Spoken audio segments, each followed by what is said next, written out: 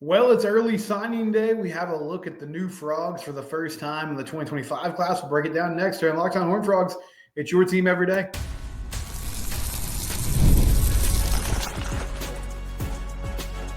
You are Locked On Horned Frogs, your daily podcast on the TCU Horned Frogs. Part of the Locked On Podcast Network, your team every day. That's right, Locked On Horned Frogs, your team every day. I'm your host, Steven Simcox. Thanks for joining the show. It is early signing day. According to Sonny Dykes in a press conference that he's holding this morning, all 29 players that are part of this class have signed. 20 of them will be early enrollees. That's that quote from Steven Johnson of the 4-Star Telegram. You can subscribe to the show, the YouTube channel here, or you can also find us on your favorite podcast platform. We're getting new talent. It's a fun day. It's a day where hope abounds. We get to see all the new prospects that TCU is signing. Big news that 20 of those players are enrolling early. That's becoming more and more common across college football. But I think with the talent, at least on paper here, you've got a few guys who could contribute right away given the needs at their particular position group. Today's episode is brought to you by FanDuel. Download the FanDuel app today. One $5 bet gets you $150 in bonus bets. I want to touch on the class itself, and we'll run down all the signees. Gil Jackson, cornerback, Ridgepoint High School in Missouri City. Perry Cole, defensive tackle, Trinity Valley Community College. Anthony Williams, linebacker from Shadow Creek. Witten Van Hoy, offensive tackle from Benton, Louisiana. Floyd Guidry, defensive lineman from Spring, Texas. Chad Woodfork, edge player from Summer Creek. Kelton Mickle, defensive lineman from Jones College. Cameron Jamerson, athlete from Shadow Creek. Dylan Arkansas, linebacker from Denton Ryan. John Denman, running back from Palestine Westwood. Killian Registre, offensive tackle from Keller. Dane Jones, wide receiver from Ridgepoint. Mason Peterson, tight end from Dickinson High School. Micah Strickland, cornerback from Brownsboro. Brody Waitley, defensive lineman from Monroe, Louisiana. Ed Small, wide receiver from Anderson High School in Austin. Colin Collier, a safety from Hutchinson Community College. Julius Sims, a safety from White House. Logan Schramm, offensive tackle, Bernie, Texas. John Schobel, edge player, defensive end, kind of stud linebacker from Columbus. Adam Schobel, his cousin, and both these guys, Horned Frog legacies. Quarterback at Columbus High School, Jacoby Hayes. Wide receiver from Mansfield. Jacoby was apparently a flip on signing day. He had been committed to North Texas for a long time, but ended up signing a national letter of intent with TCU this morning. Sam Haley, inside linebacker from Nashville. Jackson Jones, tackle from Frankston, Louisiana. Jared Martin, defensive end and edge player from California. Jonah Martinez, cornerback, Long Beach Community College. Terry Shelton, wide receiver in Ranchview High School. And Keelan Abrams, edge, inside or outside linebacker from DeSoto High School. Now, from a stars standpoint, from like on paper, who's going to contribute immediately, the highest ranked commitments in this class, guys like Chad Woodfork, who is just a long, athletic edge player from Summer Creek. TCU is going to need more depth at that stud linebacker spot. I think they got some really good players right now. Devin Deal, Jonathan Bax coming back. But a guy like Chad Woodfork, hopefully he can get in the rotation, get some snaps. Terry Shelton, also big physical wide receiver, got a great frame. That was a late flip. He was committed to Arizona for a long time. They got him on campus during the bye week in between the Oklahoma State and Arizona game, actually. And then he ended up committing and signing today. He hasn't – I think he was the only one I saw. So TCU is putting out on their Twitter account or X account, whatever you want to call it, who signs and a brief highlight video. And Terry was the only one I saw that wasn't official yet. So maybe he's just signing later this afternoon. But Sonny said everybody signed, so I don't think there's any reason to be worried about it. He's just the one that I haven't seen actually on the dotted line with the paperwork there yet. But, I mean, he's a big-time guy who could make an impact right away. Ed Small is a 3-star prospect, but there's been a lot of chatter about him coming in at that slot receiver position and making plays immediately. He was the MVP of the 7-on-7 tournament this summer in Austin. He had a huge career at Anderson High School, over 3,000 yards receiving. Had another big year this year, catching the rock. So they're going to need help at that spot. J.P. Richardson's moving on. Jordan Bailey has kind of emerged as someone who could take a step forward. going into next year. Not really sure what's going to happen with guys like Major Everhart and JoJo Earl. But there's been a lot of talk of people that cover recruiting closely that this is a dude that just gets open, makes plays, catches the ball, and he could be someone that gets on the field right away. There's also a lot of really interesting prospects. Keelan Abrams is an interesting player to me. He's not one of the more highly rated players, at least based on like 247 rankings, that type of thing. But he played at DeSoto, and DeSoto is in 11-6A, which is the toughest and best district in high school football. Duncanville, Cedar Hill, Waxahachie, all the good schools there in 11-6A. In the bi-district round, I think they went 4-0 against 12-6A. Duncanville is still rolling along. It's a great program. And he was very productive there. Had 22 sacks last year. Is once again getting a lot of sacks, a lot of tackles for loss. I'm sure part of that is they're really good up front everywhere. So he's getting favorable one-on-one matchups. But he's sort of undersized and a little slight even for that inside linebacker position, which more and more is becoming about athleticism rather than, just kind of your old school anchor defensive end like strength and height type of thing. But that's just when you're putting up those kind of numbers, that's not a fluke. And so I'm very intrigued to see what they do with him when he gets on campus. I reached out via email to every high school coach of these players. And I was just like, hey, could you give me a little bit on them as a player, on them as a person, and just let me know who they are, what they're about. And so I wanted to share some of those quotes with you. And this is a really cool day, by the way. I wanted to say, I know like from a podcast perspective, we're talking about how it's going to impact TCU. And across the country, people are looking at it and saying, okay, what's our class look like? Who's going to be the highest ranked player? Who's going to come in and make an impact immediately? This is also a culmination of a lot of work and time and effort that these young men have put in, these families have put in through the years. So it's really awesome to see their dreams come true in the regard that they're getting to play major college football. I was never even close to that, but I know the type of work and dedication it takes to get there, or at least I have a somewhat of an understanding of it. So congratulations to all the young men who are signing on the dotted line today. Really cool moment. Killian Registry, tackle from Keller, Texas, 6'7", 300 pounds. Carl Strawlow, the head coach at Keller, he told me this about Killian. He said, Killian is one of the most consistent players I've ever had the privilege of coach. He started 34 consecutive games and played every offensive snap during that time period. As dominant as a player as he's become, he's one of the neatest kids you'll ever meet. He'll graduate in the top 8% of his class. To be that driven on the field and in the classroom is a rare combination. His overall athleticism for a kid that is 6'7" and 300 pounds is amazing. He is hyper flexible and has great feet for any athlete. He is only scratched at his potential and has a bright future at TCU. So we talked a lot about how Sonny Dykes is trying to load up in the trenches moving forward. And he did that in 2024. Similar thing here in 2025, especially at that tackle position. Killian from Keller, Jackson Jones from Frankston, Louisiana, Logan Schramm from Bernie, Texas. And I think there was one more OT in this class.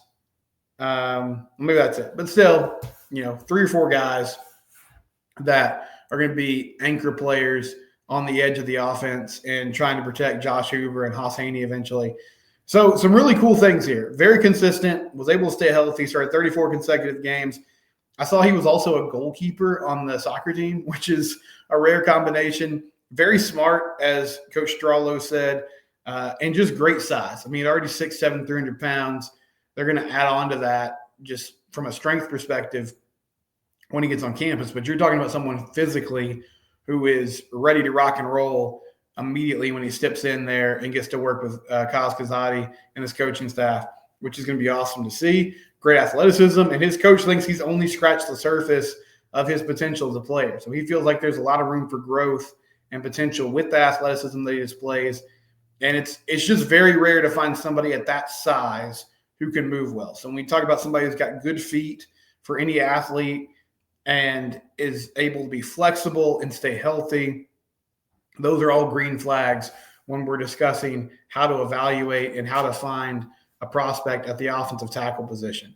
Richard Leonard, head coach at Ranch View High School. I asked him about Terry Shelton and this is what he responded with. Terry is a very gifted athlete with great hands and has all the physical tools to make it as a player with a long career playing on Sundays. In my short stint here as his high school coach, Terry has improved his wide receiver and football IQ exponentially. So Terry's a great athlete, and he's also a really good basketball player. It feels like with his size and his ability, football has recently become the main priority because he's so good at both sports. But Coach Leonard says he's obviously very gifted. You see that with the frame and the ability to go up, get the football. He also showed, like when I was watching his highlight tape, he showed the ability to break tackles, make plays. And Coach Leonard thinks he's got the chance to have a long career on Sundays as well, not just be effective for TCU, and that football IQ is getting better and really growing as he continues to get more involved in the kind of minutia of that position. So he's one of those players super excited about. Don't know if he'll be an immediate impact guy, but he's going to be in the pipeline as a dude who can go make plays. And Malcolm Kelly's a great coach. TCU has done an outstanding job lately of developing wide receivers. You look at what Quentin Johnson has done. You look at what Savion Williams has turned into this year. Jack Besh has had an outstanding season. The list goes on. Terry Shelton will be on campus soon here at TCU. Mason Peterson, tight end from Dickinson High School. John Snelson, the head coach there. He told me this. Mason is as fine of a young man, student, teammate, competitor, and player that we've ever had here at Dickinson High School in my tenure. He is a total package. We'll also miss his leadership and maturity in our program. We are so excited to see what the future holds for him at TCU. He will improve every aspect of the Horned Frog program. He is that kind of young man and player. We wish him all the best. One of the cool things about this was just getting to hear about what these guys are like off the field. And not surprisingly, so many of them are just great leaders and great players and show that type of intensity and leadership that you need in the locker room. But Mason, according to his coach, is a complete package. He's a great tight end, but he's also just one of those guys that makes everybody better with what he does from an intangible standpoint. He's got great maturity and leadership, and excited to see what he can do. There's going to be some opportunity at that spot. Drake Dabney's moving on. You got DJ Rogers, who has shown some promise at times through his career here at TCU, but I think there's room for somebody to sneak in there and get in the rotation. And Mason at 6'4", 220 pounds should be ready to go right away. We'll take a short break, come back. I got more of these quotes from high school coaches. We're talking about the 2025 class. It's all coming up here on Locked On Horned Frogs, your team every day. Shout out to Bettor Together, one of our sponsors who is back on with us. Bettor Together, if you are someone who plays season-long fantasy football, I'm in this boat for the first time. I don't know what to do. I'm not trying to brag, but I've always at least made the playoffs. I'm in danger of not making the playoffs. And I know there's a consolation bracket. I'm not super interested in being involved in it, but that's where I'm at. If you're in that same boat, download the Bettor Together app today. And the cool thing about it is you can play with your friends. It's a daily fantasy platform where teamwork triumphs talent. You can play with your friends, not against them. Just pick more or less on real-time player stats. Strategize with your partner to boost your odds and climb the leaderboard together. It provides a sense of camaraderie and enhances the social experience of watching sports and makes you realize that daily fantasy sports is fun alone, but like a lot of the things, it's better with friends. Download Bettor Together now from the App Store and sign up using promo code Locked On for a free $10 entry into any NCAA football or NFL contest.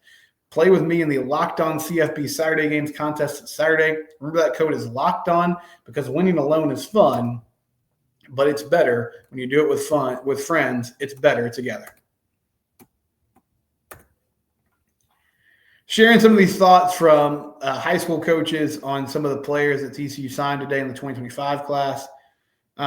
David Hennigan from Denton Ryan, head coach there. Denton Ryan, one of the premier programs in Texas high school football. This is his thoughts on Dillon Arkansas, who is a linebacker that signed with TCU today. Dillon is obviously a great player. You can see that by watching the video. But what most people would not know is that he brings high character, intelligence, and work ethic to everything he does. He will excel at the next level because he has the intangibles to go along with the talent. So Dylan and also Sam Haley, these are more of your prototypical inside linebackers. They've also got a number of edge players like Chad Woodfork, like Keelan Abrams, John Schobel. But Dylan's somebody's going to play on the inside, sure tackler, good player, brings great intangibles to the table, according to his coach at Denton Ryan. High character intelligence and has great work ethic. There's going to be some opportunity there too. Johnny Hodges moving on. Namdi Abizor, I assume he's moving on as well. So a chance to get on the field quickly at that position. Blaine Ellis, head coach at Bernie. Here's his thoughts on Logan Schramm. Logan, another one of those offensive tackles that TCU is bringing into the fold. Logan's a tremendous player, but an even better person. His work ethic is incredible. He owns his own mowing business, and after morning and afternoon practice, he goes and mows lawns. He's a servant leader. His teammates love and appreciate him. He always has a smile on his face and is ready to go. So talking about a guy that is an entrepreneur, has taken the initiative to have his own business along with playing high school football at a high level. And again, Logan, 6'6", over 300 pounds, looks like he'll be ready to play very quickly and will be part of this program as someone who can hopefully bolster this offensive line. Matt Schobel, former Frog and head coach at Columbus High School, his son Adam and his nephew John signed the dotted line today to continue that legacy. He says, I'm very proud of Adam and John. It's been an honor to coach them here at Columbus High School. Not only are they great players, but they are great teammates and leaders. Super excited for both those guys. Adam's one of those, prototypical like pocket passing quarterbacks that can really sling it around. Columbus still playing in the playoffs. They're in the regional finals this week. And his recruitment was sort of a journey. I mean, he was committed to Baylor, committed to Oklahoma State, but eventually lands at TCU after that flip from Ty Hawkins to SMU. And he's going to have, some great mentorship in Josh Hoover. Also, Haas Haney will be on the roster.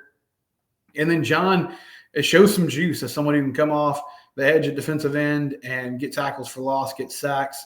And TCU needs more of those players. That was a clear priority with this 2025 class. Julius Sims, a safety from White House High School. Kyle Westerberg, the head coach there, says, Julius is characterized as a versatile and dynamic player. He has an ability to adapt to various roles on the field. This year, he was helpful in all three phases, defense, offense, and special teams. His skill set includes a high football IQ, strong work ethic. He's physical and a very explosive athlete. Off the field, Julius has been recognized for his leadership qualities and commitment to personal development.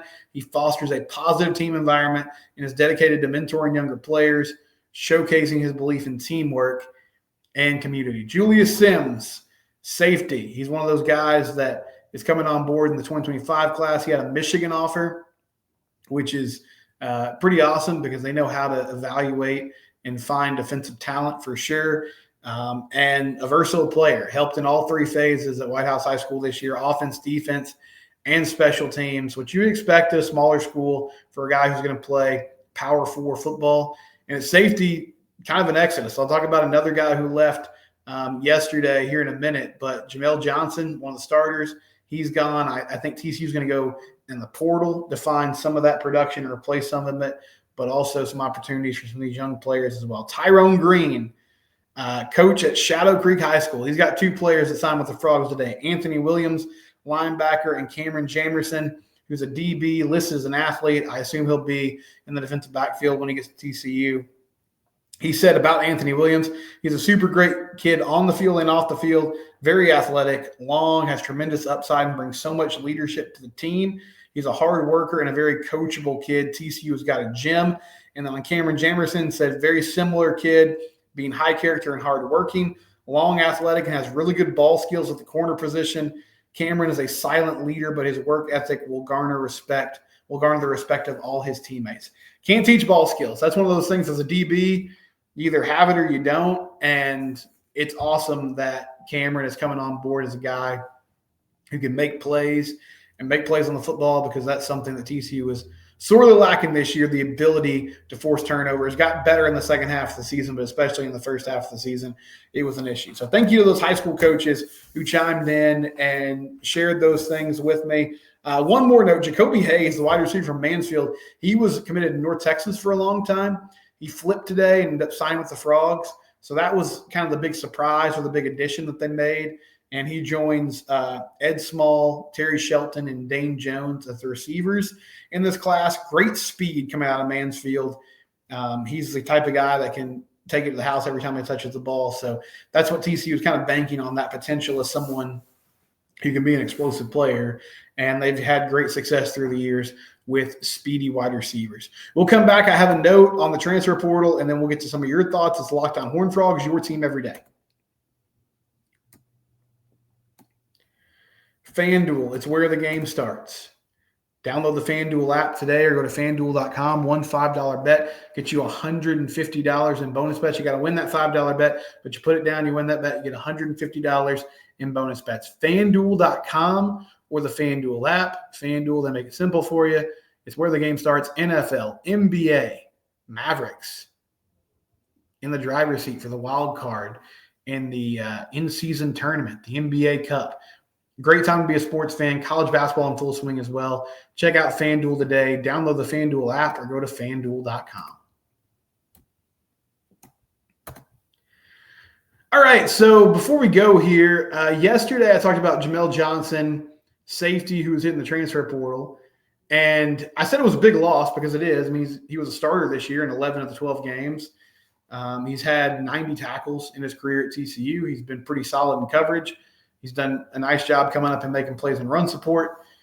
But one of the players I mentioned that could step in and kind of replace him would be Richard Toney Jr., who came over from Nevada this past offseason. And he made that move with Ken Wilson, who was the head coach at Nevada. And then once he got let go, he ended up reuniting with Andy Avalos as linebackers coach here at TCU. So Richard didn't play a lot, only had 4 solo tackles, 9 tackles total. But I was pretty surprised to see that he has also decided to enter the transfer portal. He made that announcement yesterday. And, yeah, didn't get a lot of playing time this year, but feels like there's ample opportunity with you losing guys like Bud Clark, Cam Smith, Abe Kamara, also possibly losing now Jamel Johnson. But for whatever reason, he's at least going to test the waters. Now, I mean, one thing about this, sometimes coaches tell guys to move on, but I wouldn't think with this opportunity coming up, they would make that case for Richard. That being said, it feels like this is a position group that you're going to have to put high on the priority list for TCU to find an immediate impact player in the transfer portal at that safety position because they just don't have a ton of depth there right now. And I'm intrigued by some of these young guys that are coming in, but I can't imagine they're going to be ready to play right away. Some of your thoughts from yesterday's show. Jeff Craig says it seems like too many of these players are making business decisions on and off the field. They aren't playing because they love it. They're playing because they're good at it. And he adds, you don't need those types of players on your team. Yeah, it's a tough thing. I mean, I hate to question people's motivation because I'm not on the field seeing it. And someone else pointed out, like, coaches make those business decisions too, which is true. I mean, coaches process guys out now. Some guys make those moves on their own. You know, I don't know what kind of advice Jamel's getting from people around him. I feel like there's a great chance for him to come back and be a great player for TCU this year. But it's well within his right to go test these free agency waters, and that's what we're working with now. It's part of the reason why so many people are calling for more, I guess reform's not the word, but just more stipulations, more direction, more structure within NIL and the transfer portal. And hopefully one day we get clear contracts that kind of spell out, okay, this is what you're committed to. And it will allow teams to kind of build rosters more effectively and have a better sense of what they're going to do moving forward. Christopher asks, is JoJo Earl getting a red shirt? He could. I don't know if he's going to take a red shirt. Not sure what his plans are going to be. That's a name I'm going to watch closely. I don't know if he'll try to move on or not, but he's been here 2 years now, dealt with some injuries. When he's been healthy, he's been on the field and he's made some plays, but just hasn't been super available for TCU so far. Someone asked, I wonder why Nate Palmer didn't get any playing time. Yeah, I've thought about that too. I don't have a great answer for you other than that running back room. They kind of had a revolving door, and he just wasn't one of those guys that was told to step in. You know, as freshmen, sometimes you got to put on some weight in the weight room. It's helpful to stand and watch. Jeremy Payne kind of emerged as the young back who was someone who got immediate playing time. But I hope that Nate's patient. That seems to be one of the things now that's really ailing college football is guys, if they're not on the field immediately, they move on. I understand it to a certain extent, but I just think there's ways you gotta kind of pay your dues at times. And I know it's difficult, and it's easy for me to say sitting up here, but year 2, year 3, you can end up being a good player if you can stick it out. And Vince Pryor says, I just get depressed every time I hear money is the root of some of these off the field moves. I understand it. I wish I got paid, but I was never leaving TCU. I'm a frog for life. And he's saying that because I mentioned that in Jamel Johnson's case, he has an agent representing him, which tells me that part of this was an NIL move, which, I mean, hey, that's the world now. Like you can do that, and there's nothing wrong with it. And I totally get what you're saying. I mean, college football is losing that aspect of having guys stick around for 4 years and growing and developing through a program. That used to be one of the great and fun things about the sport. It's kind of going away with this new world, and coaches leave jobs too. I mean, it's across the board an issue. But yeah, best of luck to him, and we'll see. Maybe he ends up coming back. We'll see what happens when he does officially hit the transfer portal, which the portal opens on December 9th. We'll have more coverage of TCU football and basketball throughout the rest of this week. It's Locked On Horned Frogs, your team every day.